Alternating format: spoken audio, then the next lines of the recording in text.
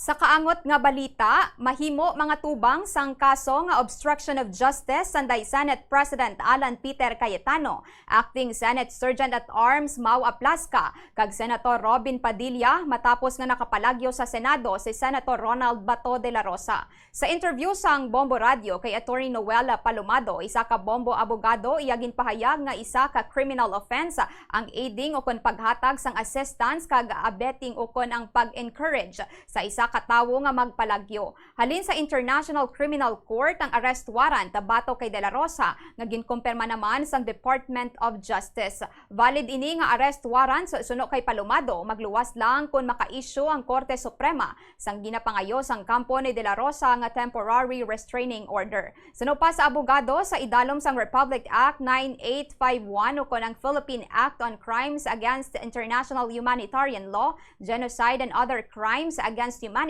Ginakilala ang arrest warrant to kung anuman nga proceedings nga ginahimo sang International Tribunal. Ginklaro man sang abogado nga wala sang probesyon sa layi nga dapat may local warrant gid nga halin sa korte sa Pilipinas kung may yara sang existing warrant o kung existing warrant of arrest halin sa International Criminal Court.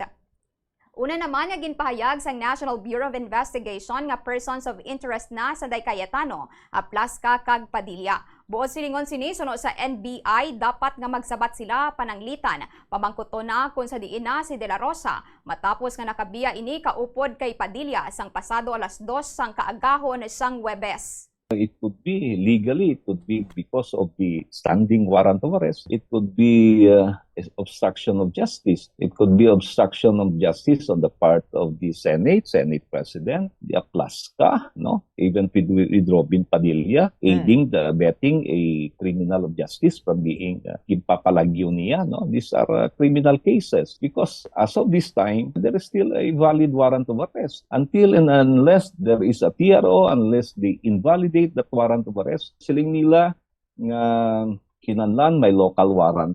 There's no law, there's no provision under the law, under the Constitution, with the existing ICC warrant. There's still a need of a local warrant. Nabatian si Attorney Noela Palomado.